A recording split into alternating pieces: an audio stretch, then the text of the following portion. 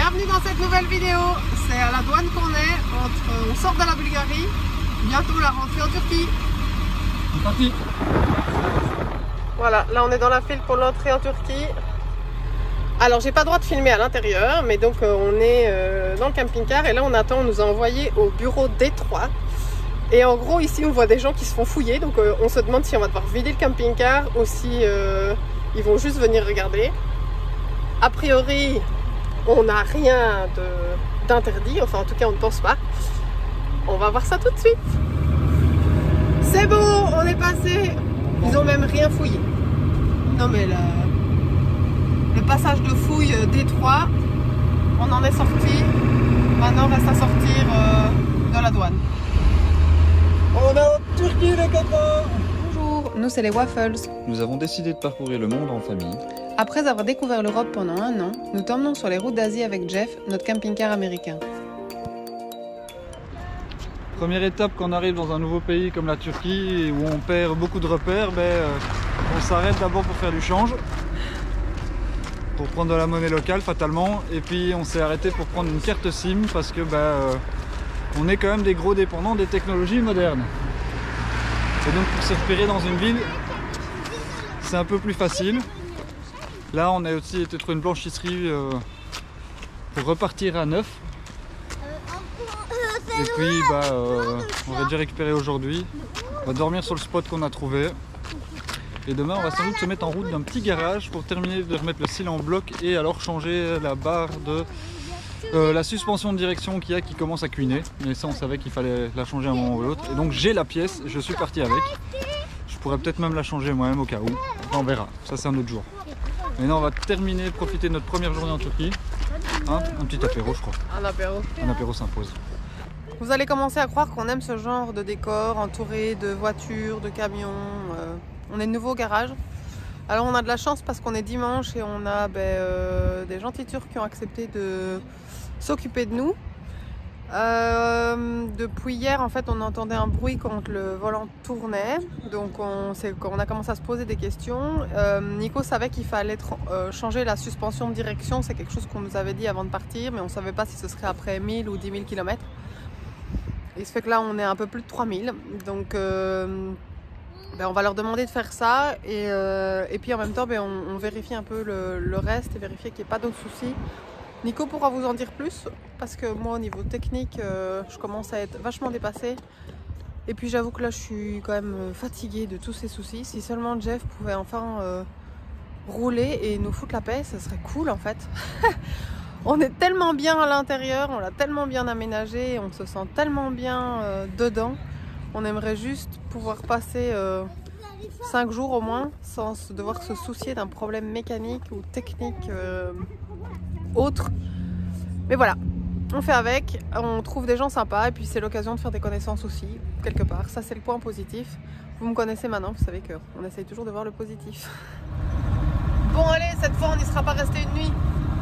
En moins d'1 heure ça a été réparé, ils nous ont changé la suspension de direction et donc ils nous ont laissé de l'huile spéciale. Ça fait encore du bruit mais ils nous ont dit qu'a priori c'était normal, il fallait le temps que ça se graisse ou que ça suit, je sais pas trop comment on dit, mais bon bref. On va voir, suite au prochain épisode.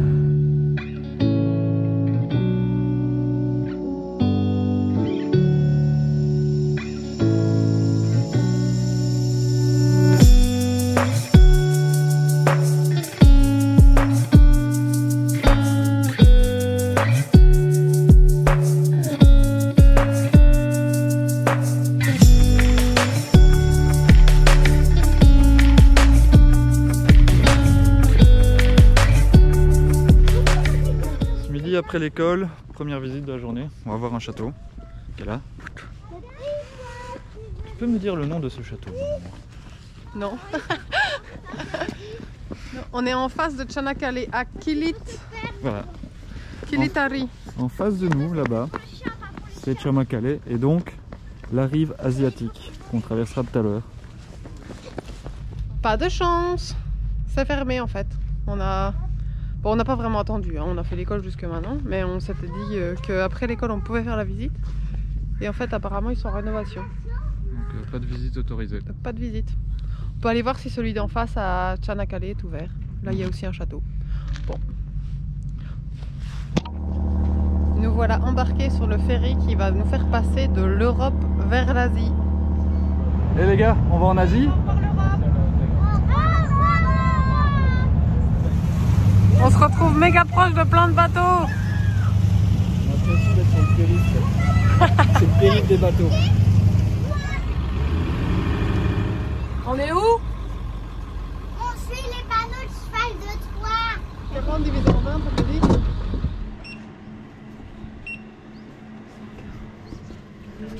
Ok.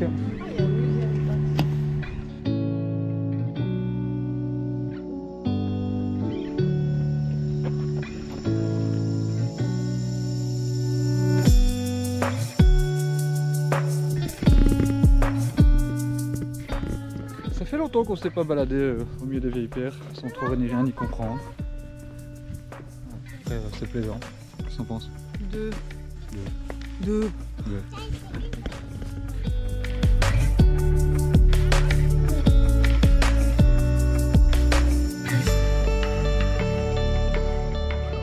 La visite des cailloux de Troie s'achève. Des cailloux et du marbre. Pas C'est vil. joli. C'est joli, hein? Non, c'est bien, c'était pas mal expliqué. On regrette juste de ne pas pouvoir rentrer dans le cheval. Moi, je suis quand même très frustrée. Qu'est-ce que tu fais dans le cheval? Allez voir dedans comment c'est, quoi. Ah oui. Et bon, et on a vu plus d'écureuils que de chevaux, voilà. Mais c'était chouette parce qu'il n'y avait pas grand monde, on a pu profiter du site calmement. Et il a fait beau. Il fait beau, en fait, c'était chouette. Donc voilà. C'est fini pour toi. Suite des aventures? En route pour Assos.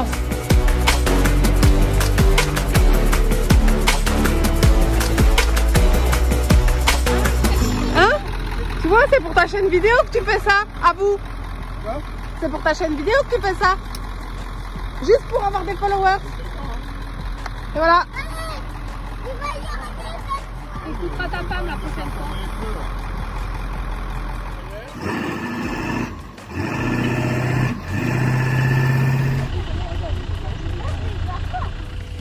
Bon ben voilà, on est rendu à faire ça.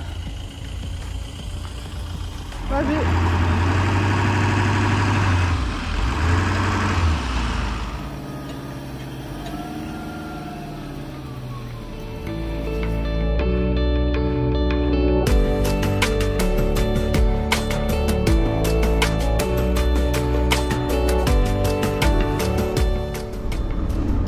Après 2 jours au bord de la plage avec nos copains, on reprend la route.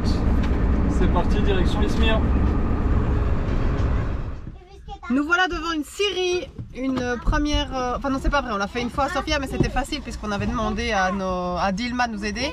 Cette fois-ci, on va aller demander des copeaux pour la toilette. Et oui, c'est nécessaire. Alors, est-ce que tu es prêt? Est-ce que tu as vu en turc comment est-ce qu'on disait Comment on dit copeau en turc? Il faut pas. Mais t'as pas regardé?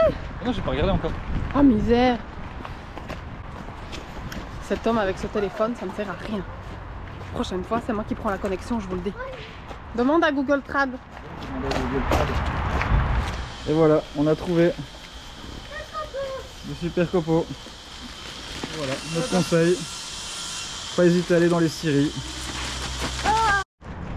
Voilà, ici on a un sac plein de copeaux qui devrait nous servir pour les prochains jours, voire les prochaines semaines, j'espère. Dans ce cas-ci, on a payé l'équivalent d'1 €, il nous a demandé. Pour le principe, mais c'est parce que c'est des copeaux qu'ils réutilisent après pour faire, si j'ai bien vu, du MDF. Donc voilà, il perd un peu de matière première, je pense qu'il n'est pas perdant dans l'histoire, mais voilà. C'est pas grand chose par rapport à ce que nous on a besoin, donc franchement c'est sympa. Puis bon, bah, ça nous permet de discuter, d'échanger avec les personnes de la scierie. Maintenant il va falloir faire rentrer ça dans le bac à copeaux. C'est toi qui le fais. C'est Ah, toi qui le fais. Après avoir tourné dans Izmir, et franchement c'est une grande ville, donc de nouveau c'est pas cool. Okay, J'ai l'impression de me plaindre à toutes les vidéos que je roule dans une ville. Mais en plus on n'était même pas à Izmir même, on était en face. Ouais. Donc on n'est même pas encore dans la grosse ville. Mais c'est déjà chaud.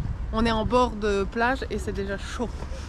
On a vu un premier spot pour se garer qui avait l'air super sympa sur papier, sauf que arrivé sur place, bondé, mais on ne savait même pas rentrer dans le parking qui indiquait le spot. Donc on a cherché, Anaïs m'en a trouvé un deuxième pendant que j'étais au volant et on a atterri ici. Et alors je sais pas pourquoi, mais à Izmir il y a plein de parkings comme ça occupés par les gens à temps plein ou à temps moyen, on sait pas trop.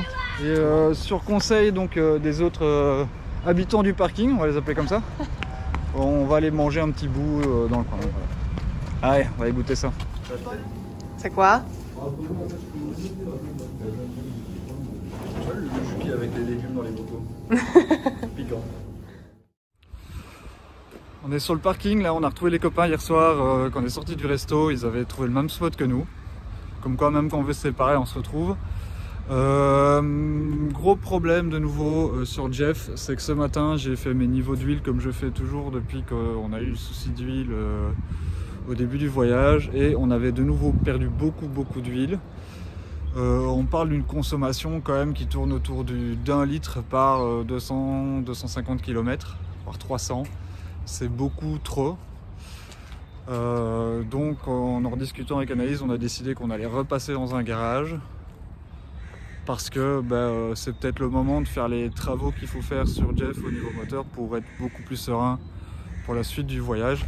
Et puis si on trouve, peut-être faire un passage chez le coiffeur parce que soyons honnêtes, mes cheveux c'est un peu comme le moteur de Jeff, c'est un peu n'importe quoi pour le moment.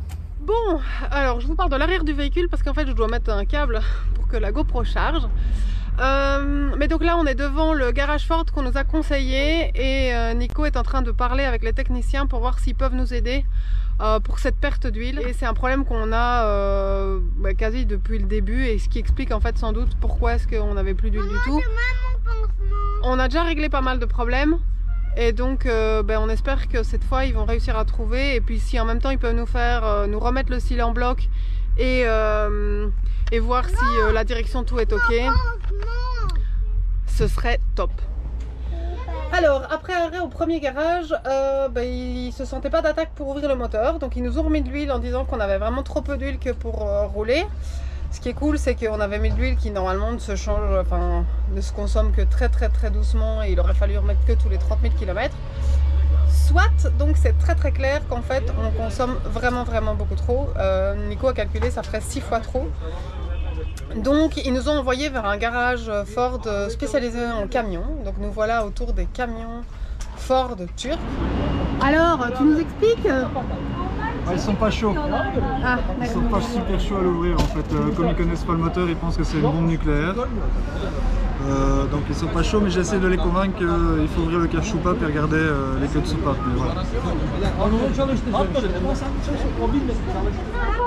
Ce qui est génial, c'est que ça fait 5 minutes qu'on est là, donc on a déjà reçu, moi j'ai reçu un thé, là on reçoit 4 mandarines, on est reçu comme des rois.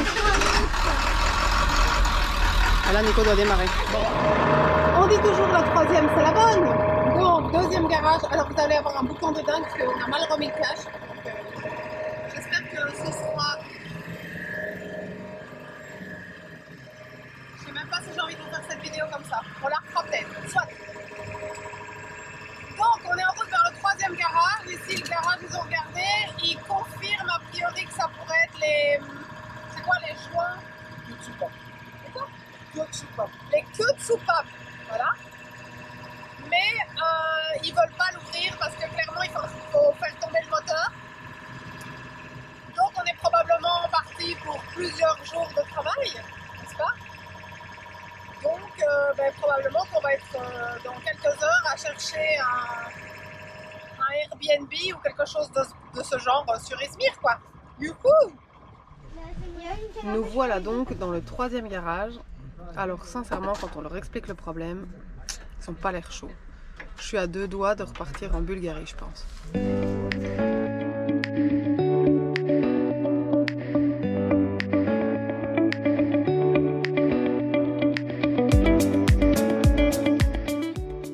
Bon, la fin de journée hier a été un peu rude. On n'a pas pu vous faire une vidéo.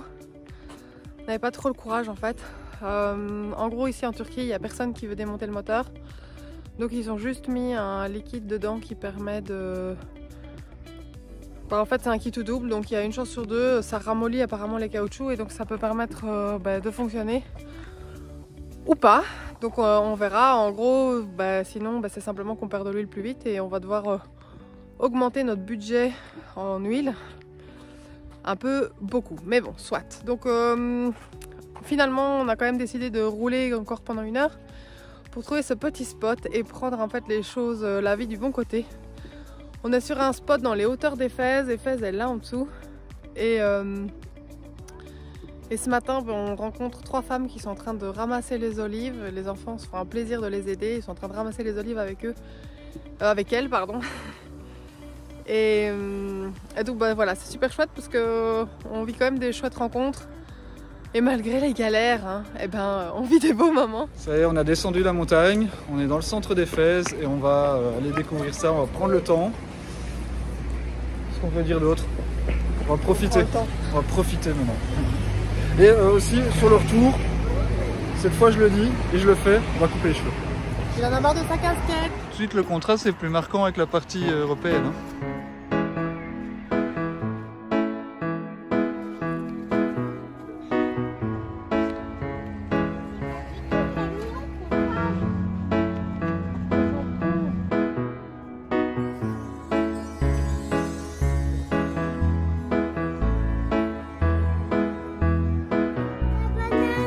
Mon cœur, qu'est-ce que tu tiens en main? J'ai reçu un Coran. J'avais commencé à le lire il y a très longtemps. Du coup, j'ai l'excuse pour le relire. Bon, ça lui faisait plaisir de me le donner. Donc, oui. Ouais, on nous l'a donné, c'est trop gentil pour toi.